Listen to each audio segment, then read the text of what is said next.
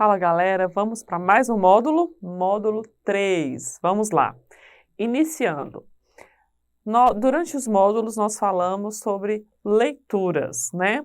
E tem textos interessantíssimos aí que vão trabalhar, a apostila vai trabalhar texto publicitário, reportagem, notícia, e é importante porque se vocês juntarem isso com a aula de português, vocês vão fazer várias interpretações. Qual que é a função, o que que é um texto expositivo, narrativo.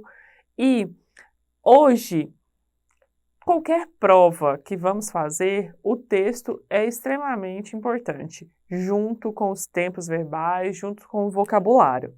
Então, eu vou dar uma técnica para vocês que é incrível para apreensão do conteúdo e do vocabulário e da interpretação, do entendimento.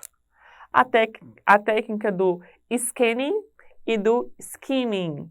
Como que funciona isso? É praticamente isso daqui. Eu tenho texto. Nossa, a primeira vez que eu vou ver um texto de inglês. Eu nunca falei nada. Pessoal, eu tenho certeza que vocês já tiveram algum incentivo ou o seu ouvido já escutou algo em inglês. Isso é inevitável, né? Vimos que temos falsos cognatos, mas temos os cognatos, então nós já escutamos. Vimos também que temos palavras que falamos em inglês e que nem sabíamos e que agora nós sabemos. Então eu sei algumas coisas em inglês, é inevitável isso. Peguei o meu texto, olho a primeira coisa, faço uma primeira leitura dele. Andressa, é muita coisa, está muito difícil, preciso de calma nesse momento. Fiz uma primeira leitura. Na segunda leitura, eu vou grifar as minhas palavras conhecidas, ou seja, as minhas palavras cognatas. Grifei aquilo que eu consigo entender. Ok. Aquilo que nunca fez parte do meu vocabulário, eu nunca escutei no inglês, eu vou fazer um círculo, sei lá, nuvenzinhas. Tá, depois disso, eu vou ler novamente o texto, pensar naquelas palavras que eu grifei e ver se elas me dão possibilidade de entender a ideia central do texto. Feito isso, eu leio novamente, gente, inglês é cansativo. Eu leio novamente, faço o quê? Essa interpretação, essa compreensão dessas palavras que são conhecidas com aquelas que não são conhecidas. Ok, tem algumas delas eu vou conseguir fazer até a tradução, vou entender o significado por conta disso daqui, ó, porque eu já tenho conhecimento de mundo, eu já tenho conhecimento da língua e graças a essas palavras conhecidas eu vou conseguir fazer a minha interpretação, ou seja, eu vou compreender aquele texto. E assim estabelecer o meu sentido, o que que aquele texto quer me passar. Aquele texto faz parte de uma notícia, aquele texto é uma narração de um romance, aquele texto é uma poesia, uma música, o que quer passar aquela leitura, qual que é a minha compreensão daquilo.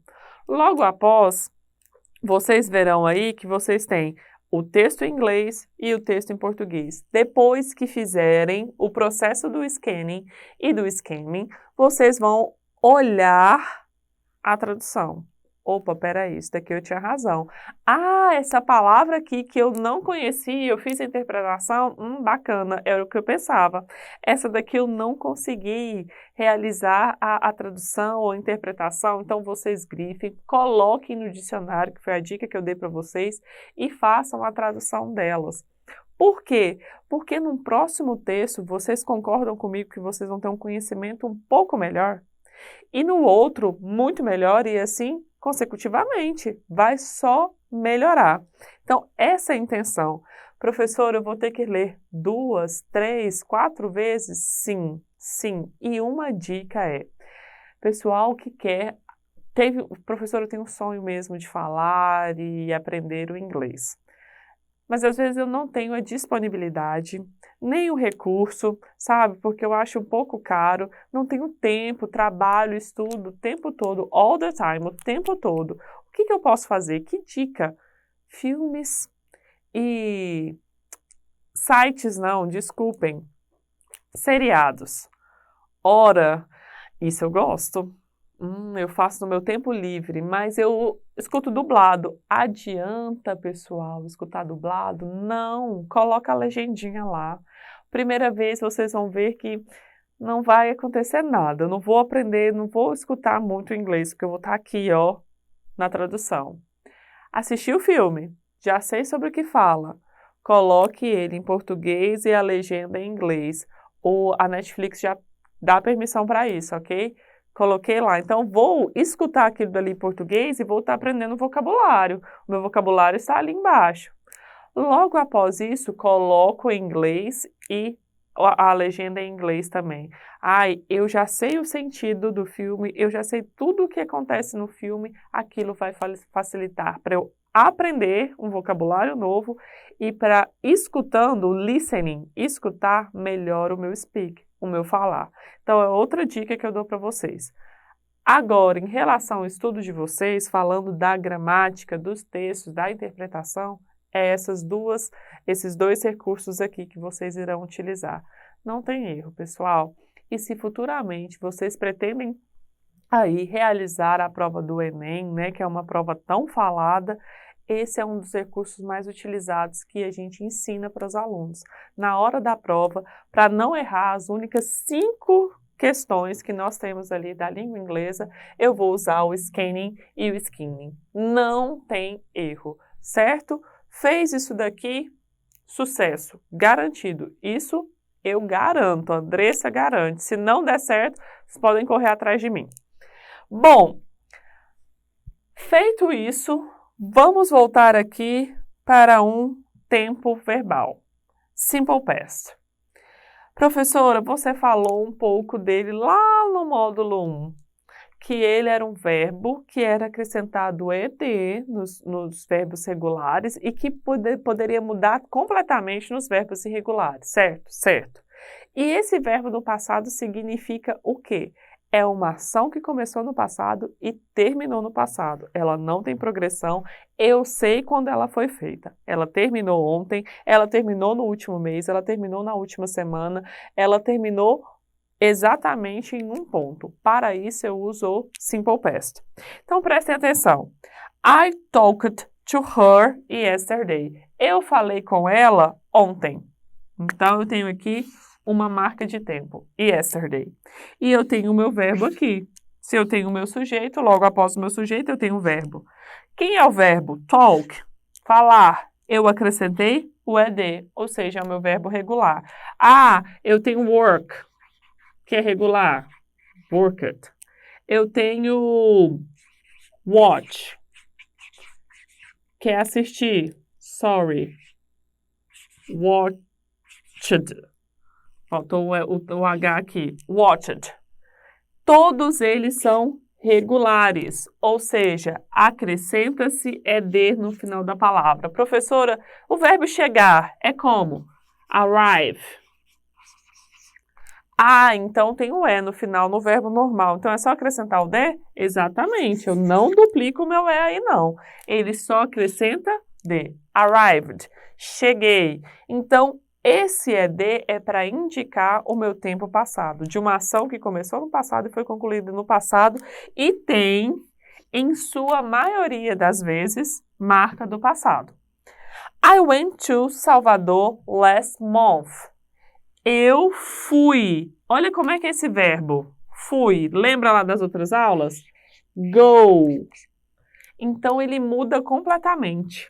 Lembra das 3 formas que eu falei para vocês, que vai estar lá no final da gramática? Então, ele no infinitivo é to go. Ele no passado é went. E ele no particípio, no participle, é gone. Então, ele é um verbo irregular que ele muda nas 3 formas verbais. Olha que interessante. To go, went, gone. Então, ele vai mudar. Por isso, professora, como que eu vou saber isso? Gente, estudando, adquirindo a língua.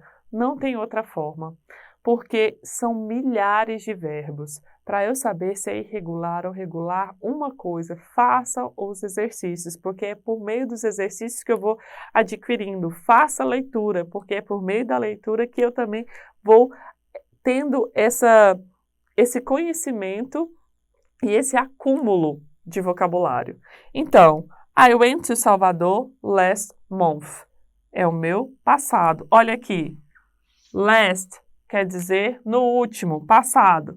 Month, mês, no último mês. Então, yesterday, last, tudo que tiver isso, essa frase no final, com essa marca, eu sei que ela está no simple past, que é o passado simples do meu verbo. Não tem dificuldade aqui. O que eu preciso fazer, então, é saber quem são meus verbos regulares e saber quem são os meus verbos irregulares. São muitos, Andressa? São muitos. Não posso mentir para vocês, porque senão vocês não vão acreditar mais no que eu falo. Agora, é difícil? Se eu estudar, nada é difícil.